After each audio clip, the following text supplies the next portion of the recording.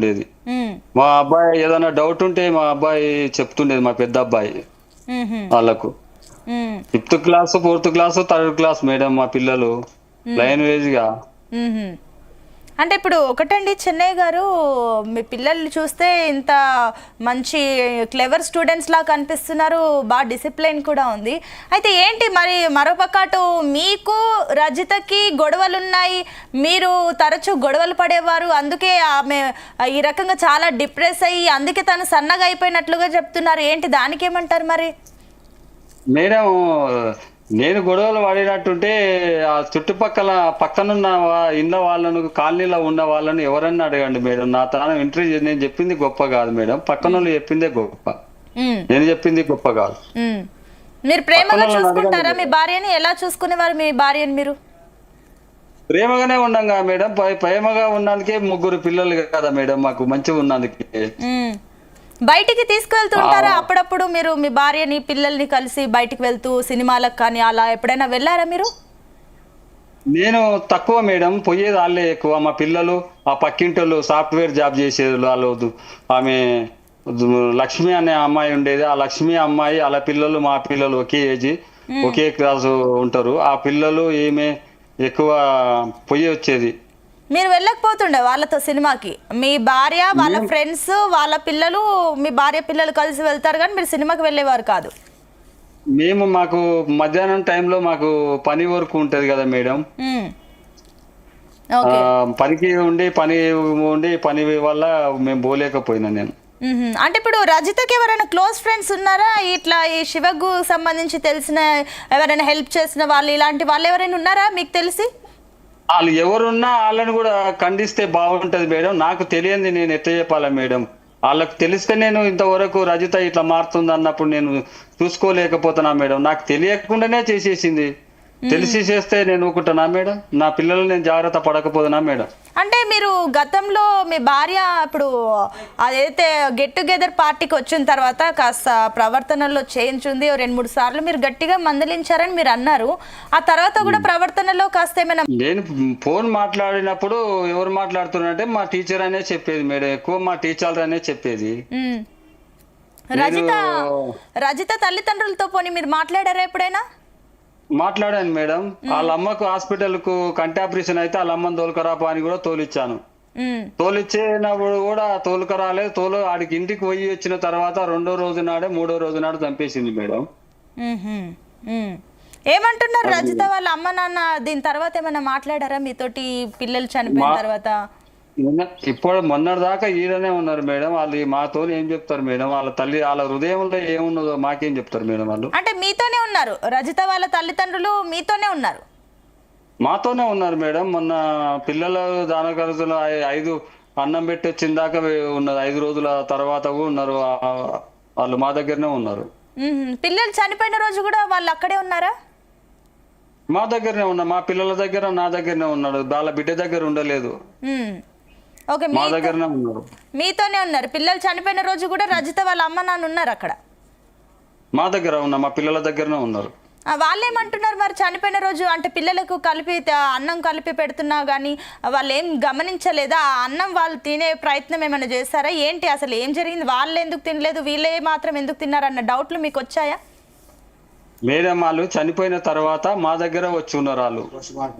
మ్మ్. చనిపోయిన తర్వాత మీ దగ్గరకు వచ్చారు కానీ చనిపోయేటప్పుడు లేరు అక్కడ? లేరు, ఎవరూ లేరు. ఓన్లీ రజిత పిల్లలు మాత్రమే? పిల్లలు మాత్రం రజిత నేనే ఉన్నాం. ఇది చనిపోయిన తర్వాత శివతో ఏమైనా మాట్లాడిందా రజిత? మాట్లాడింది నాకు తెలియదు మేడం. మీరు చూడండి ఎట్లా చెప్తాం మేడం? మాట్లాడింది నేను చెప్పలేను కదా మేడం, చూడలేదు.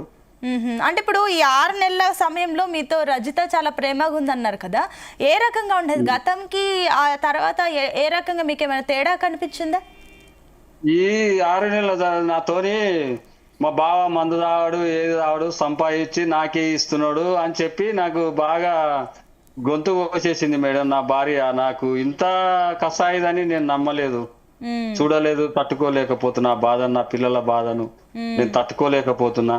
నాకు న్యాయం చేస్తే మీకు కాళ్ళు మొక్కుతా, మీకు దండం పెడతా. మీకు న్యాయం నాకైతే న్యాయం చేయాలి, కోర్టు తరపున న్యాయం చేయాలి నాకు.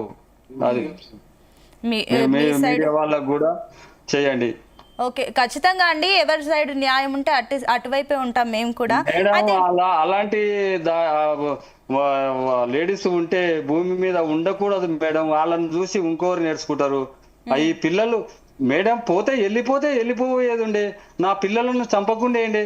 నా పిల్లలు ఏం పాపం చేసిరు? ఉమ్, నేనేం పాపం చేసిన? చంపితే నన్ను చంపేసేది ఉండే, నా పిల్లల్ని నిడిచిపెట్టిపోయేది ఉండే. నా వంశం లేకుండా ఏం లేకుండా నా ఆస్తి తీసుకొని అన్ని తీసుకొని నాకు ఏంది? నా పరిస్థితి ఏం కావాలి మేడం? మీరు చెప్పండి. ఉమ్. అంటే ఇప్పుడు ఆమె ఒకవేళ శివ గురించి మీకు చెప్పి ఉంటే మీరు పంపించేసేవారా ఇంట్లో నుంచి ఆ శివతో పాటు? ఎట్లా పంపిస్తారా మేడం? ఎవరన్నా చెప్పకుండా వెళ్ళిపోయేది ఉంటే వెళ్ళిపోతుంది. అది నేను ఎట్లా పంపిస్తాను మేడం? నువ్వు అని నేను చెప్పగలుగుతానా మేడం? ఉమ్, ఉమ్. అంటే ఇప్పుడు చెప్పలేం కదా మేడం. ఎట్లా ఒకటి, చెప్తాం? ఇప్పుడు ఇంత దారుణానికి ఒడిగట్టింది మీ భార్య, ముగ్గురు పిల్లల్ని. మీరే చెప్తున్నారు మీరు ఇంత అన్యోన్యంగా ఇంత ప్రేమతో చూసుకున్న మీ ముగ్గురు పిల్లల్ని ఈ రోజు తన పుట్టను పెట్టుకుంది. మరి ఏంటి మీ భార్యకి ఎలాంటి శిక్ష పడాలని అనుకుంటున్నారు? ఏమనుకుంటున్నారు? నా భార్యను నెల లోపల ఎన్కౌంటర్ చేస్తే నాకు మనసు తృప్తి ఉంటది మేడం. నాకు మా పిల్లలకు ఆత్మ శాంతి అవుతుంది మేడం. ఈ నెల లోపలనే చేయండి. మీ మీడియా వాళ్ళకు చేతిలోకి మొక్కుతున్నా, ధన్యవాదాలు మీకు చేస్తున్నా, దండం పెట్టుతున్నా. మీరు మంచి చేస్తే నాకు ముఖ్యం. నాకు సహకరించిన వాళ్ళు అవుతారు మేడం.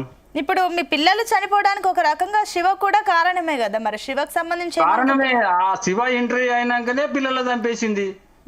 ఆ శివ రాకపోతే మా కుటుంబం శివ పరిచయం ఉంటే మన ఇప్పుడు ముగ్గురు పిల్లలు పుట్టినప్పటి నుంచి ఎందుకు పుట్టక ముందుకే వెళ్ళిపోవాలి కదా మేడం. ఈ గెట్ టుగెదర్ పార్టీ ఎప్పుడైతే అయిందో అప్పటి నుంచే నాకు నా పిల్లలను ఉద్దేశించుకొని చంపడం అయ్యింది మేడం. అది ఆ శివకుమార్ గాని రజిత గాని ఉండొద్దు మేడం, భూమి మీద ఉండకూడదు. మీరు మాకు న్యాయం చేస్తే చాలు. అంటే ఇప్పుడు శివకి ఎలాంటి శిక్ష పడాలనుకుంటున్నారు మీరు? ఉండదు మేడం, ఇద్దరు ఉండదు, భూమి మీదనే ఉండదు వాళ్ళు. పిల్లలు ఇప్పుడు రజిత వాళ్ళ అమ్మ నాన్న మీతో మాట్లాడే ప్రయత్నం చేస్తారా ఇప్పుడు? మొన్న చనిపోయిన తర్వాత ఇక్కడనే ఉన్నారు మేడం. చనిపోయిన తర్వాత ఇప్పుడు ఫోన్ చేస్తలేరు మాకు, వెళ్ళిపోయి వాళ్ళ ఊరు వేరే, మా ఊరు వేరే కదా మేడం. వాళ్ళు కంప్లైంట్ చేశారా? పిల్లలకు సంబంధించి కూడా ఈ రకంగా చేశారు. వాళ్ళ తల్లిదండ్రులు ఏమంటున్నారు? రజిత వాళ్ళ తల్లిదండ్రులు శిక్ష పడాలని అనుకుంటున్నారా? వాళ్ళు ఏమనుకుంటుంది నాకు ఎట్లా తెలుస్తుంది మేడం? వాళ్ళ మనసులో ఉన్నది నాకు ఎట్లా తెలుస్తుంది మేడం? నాకు తెలియదు కదా. మీతో మామూలుగా కూర్చొని మాట్లాడుతుంటారు కదా, ఈ రకంగా ఏంటి ఏమి అని చెప్తూ ఉంటారు కదా. ఆమెమంటది ఇల్లు ముంచిపోయింది నాయన, ఎంత పాపం చేసింది నా పిల్ల అని అంటది. అంటే ఆమె ఏమంటది? వాళ్ళ తల్లి పిల్లలను చంపేసి పిల్లలను ఇడిచిపెట్టిపోయినా మనం బతికించుకుంటుంటే నాన్న అని మా తల్లి అంటుంది. ఫైనల్ ఏం చెప్పాలనుకుంటున్నారు చెన్నయ్య గారు మీరు? లేదు మేడం, నెల లోపల ఎన్కౌంటర్ అన్న చేయండి, ఉరి శిక్షణ అన్న చేయండి మాకు. రైట్. మీడియా వల్ల మీరు ఏ సహకారం చేస్తారో అదే మాకు మేలు చేసిన వాళ్ళు అవుతారు. చెయ్యండి మేడం. సరే అండి చెన్నయ్య గారు, థ్యాంక్ యూ అండి. అవమానపరిచినట్టు అవుతుందని అంటుండే. అంటే ఇప్పుడు మందలించలేదా మీరు ఎప్పుడన్నా? ఫోన్లు అంతగానం మాట్లాడుతుంటే ఎప్పుడు ఫోన్లు అంతగానం ఎందుకు అని ఏం మందలించలేదా మీరు? అన్న మేడం అంటేనే మా స్కూల్ ఎండి మాట్లాడుతుందని చెప్తుండేది నాకు. ఎప్పుడు ఏ టైంలో ఫోన్లు మాట్లాడేది ఎక్కువగా? నేను డ్యూటీకి వెళ్ళిన టైంలో ఫోన్ మాట్లాడేది, నేనున్న టైంలో ఫోన్ తక్కువ మాట్లాడేది. మీతో ఎలా ఉండేది? నేనుండే టైంలో అమ్మ నాయనతో మాట్లాడుతుండేది. నేనున్న టైంలో మీతో ఎలా ఉంటుంది? మాట్లాడేది మేడం. మీతో ఎలా ఉంటుంది? మాతో మంచిగానే ఉండేది మేడం. మా బావ తాగాడు, మంచిగా ఉంటాడు అని నాకు బాగా చెట్టెక్కిచ్చి నాకు గొంతు కోసింది మేడం. సో ఈ 6 నెలలు కొంచెం ఎక్కువగా ప్రేమ చూపించింది అండి. అయితే ఇప్పుడు ఏంటి మరి శివకుమార్ మీ ఇంటికి ఎప్పుడైనా వచ్చాడా? లేదు మేడం, నాకు వస్తే నేను ఒప్పుకుంటున్నా మేడం. నేను రాలేదు, నేను చూడలేదు అసలు. శివకుమార్ అనేటోడు ఎప్పుడు చూడలేదు. వీరి సంబంధించి అటు మీ చుట్టుపక్కల పక్కింటి వాళ్ళు కానివ్వండి, అక్కడ పిల్లలతో ఉండడం కానివ్వండి, ఇవన్నీ ఏమైనా చెప్పారా? పక్కింటి వాళ్ళు వీళ్ళు చెప్తుంటారు కదా. చెప్పలేదు మేడం, నాతో చెప్పలేదు. చెప్పితే అట్లా చేస్తాను మేడం, చెప్పలేదు నాకు.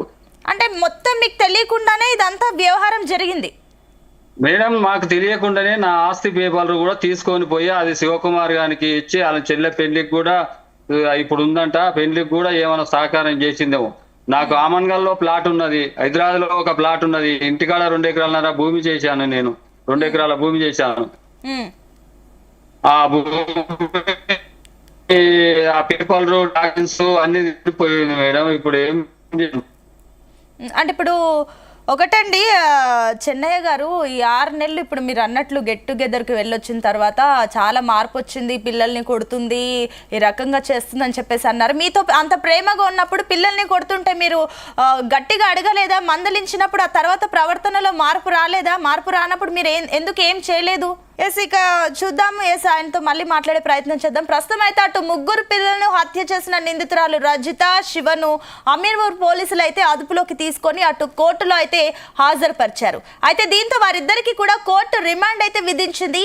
అయితే సంగారెడ్డి జిల్లా అమీన్పూర్లో కన్న తల్లే అటు 3 పిల్లలను హత్య కూడా చేసింది. ప్రియుడిని పెళ్లి చేసుకోవడం కోసం ఈ హత్య చేసినట్లు అటు పోలీసులు అయితే తెలిపారు. అయితే పోలీసుల విచారణలో సంచలన విషయాలు ఒక్కొక్కటిగా బయటకు వస్తున్నాయి. వీరిద్దరూ కలిసి పిల్లలను చంపేందుకు దాదాపుగా 1 ఏడాది నుంచి ప్లాన్ చేసినట్లుగా తెలుస్తుంది.